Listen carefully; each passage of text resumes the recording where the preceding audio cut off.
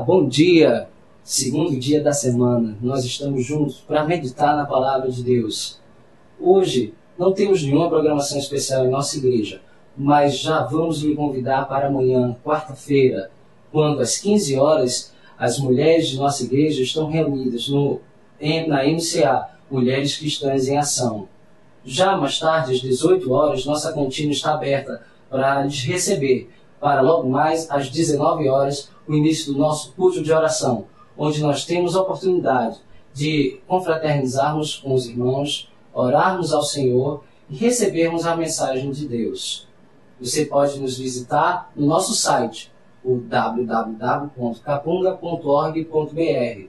Lá você encontrará a agenda, além de outras notícias de nossa igreja e de programas anteriores que você porventura possa ter perdido. Nossa igreja está situada à Rua Fernandes Vieira, 769, Parque Amorim, ao lado do Colégio Americano Batista. Se você faz aniversário hoje, sinta-se abraçado pela nossa igreja. Um abraço fraternal. Que Deus continue derramando bênçãos na sua vida. Agora ficaremos com a mensagem, momento em que vamos meditar na Palavra de Deus. Tenha um dia ricamente abençoado por Deus. Olá, amigos, estamos de volta para o nosso encontro matinal. Nesta última semana do mês de julho, eu tenho chamado sua atenção para aquele que é o tema da campanha de missões estaduais. A Convenção Batista de Pernambuco tem uma campanha durante esse mês de julho para promover a evangelização em nosso estado. E o tema proposto pela convenção para este mês, testemunhar o Evangelho é minha missão, temos acompanhado desde ontem, nos acompanhará pelos próximos dias, refletindo a partir do texto encontrado no livro de Atos dos Apóstolos, no capítulo 20, no versículo 24. São palavras do apóstolo Paulo para as quais eu chamo sua atenção nesse instante. Todavia não me importo, nem considero a minha vida de valor algum para mim mesmo, se tão somente puder terminar a corrida e completar o ministério que o Senhor me confiou, de testemunhar do Evangelho da graça de Deus.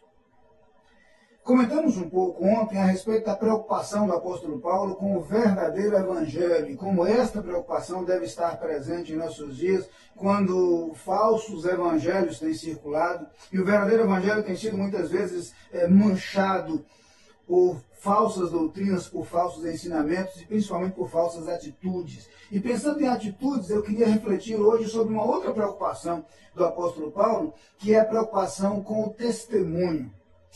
Paulo tinha como meta testemunhar do Evangelho da graça de Deus. E a palavra testemunhar aqui tem dois sentidos muito fortes. O primeiro é a ideia de proclamar, de anunciar alguma coisa. Dar testemunho de alguma coisa significa afirmar uma verdade, significa declarar uma verdade.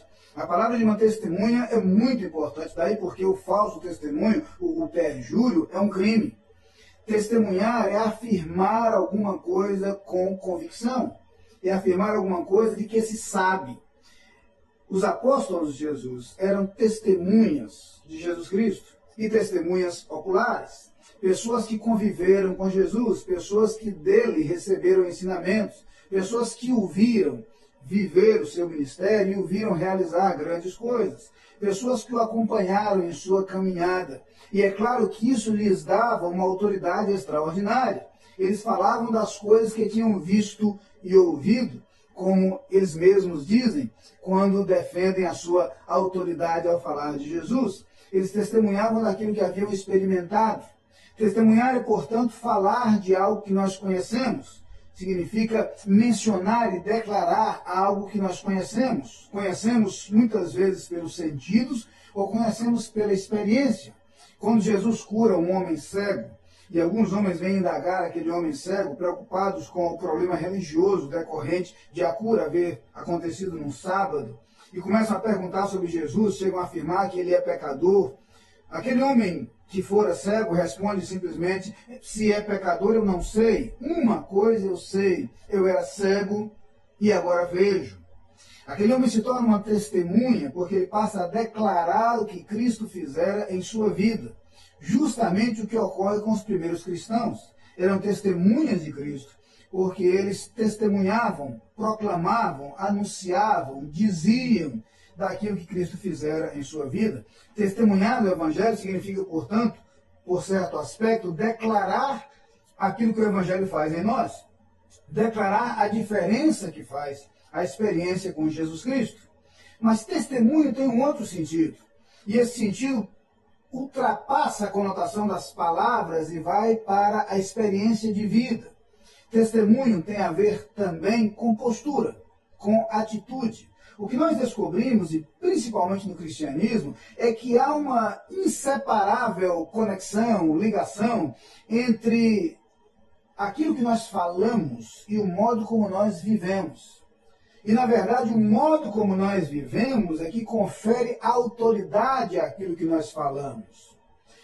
Marcos, o evangelista, diz que Jesus Cristo ensinava, e uma das coisas que chamava a atenção no ensino de Jesus é que ele falava como quem tem autoridade, e não como os escribas e fariseus.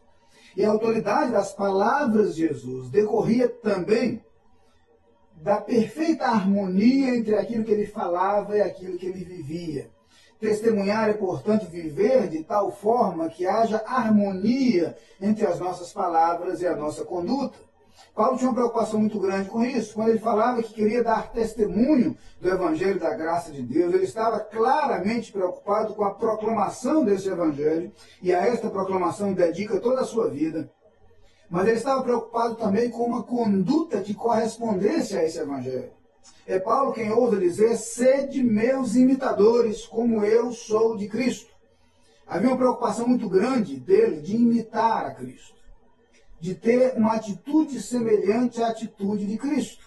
Ao escrever aos Filipenses, no capítulo 2, a partir do versículo 5, ele diz: tende em vós o mesmo sentimento que houve também em Cristo Jesus. E começa a discorrer sobre aquilo que Cristo fez, vindo ao mundo, assumindo a postura de servo e morrendo na cruz para a nossa salvação. E Paulo queria essa postura de humildade, essa postura de disposição para o serviço, essa postura de entrega, verificada também na atitude daqueles aos quais escrevia. Por isso ele diz: tende em vós o mesmo sentimento que houve também em Cristo Jesus. O Evangelho, portanto, para aqueles que o conhecem, apresenta um desafio, o desafio do testemunho. Aqueles que conhecem o Evangelho de Cristo devem falar do que Cristo fez em suas vidas, mas devem ter uma vida que corresponda a essas declarações.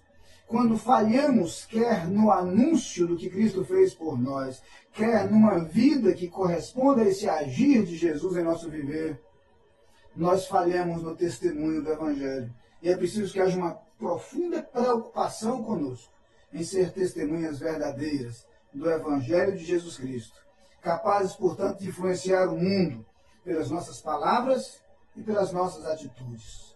Vamos orar. Pai querido, muito obrigado pelo Evangelho, por aquilo que o Evangelho produz em nós. Mas nós te pedimos que tu nos ajudes a ser testemunhas do teu Evangelho, a falar de Jesus Cristo em todas as oportunidades e em todos os momentos e de todas as formas. Mas tu nos ajudes também a ter uma vida coerente com as nossas palavras e com os nossos ensinos. Que não apenas nossas palavras remetam a Jesus Cristo, mas nossa vida reflita a presença de Cristo em nós e o seu agir em nosso caminhar. Dirige os nossos passos, faze-nos testemunhas fiéis no teu Evangelho. Eu te peço neste instante, no nome de Jesus. Amém. Lá vem o sol pra dizer enchendo a terra de luz, Vinha a noite, despontando no horizonte. Lá vem o sol quando vinha a noite pra dizer que é dia.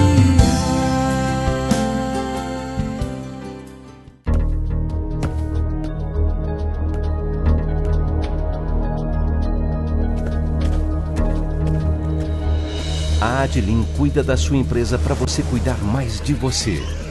Adlin Consultoria e Gestão em Serviços. 30 anos de trabalho. ISO 9001 e 14001. Soluções empresariais inteligentes e personalizadas em mais de 200 áreas. Adlin. Experiência de sobra para sobrar mais tempo para você.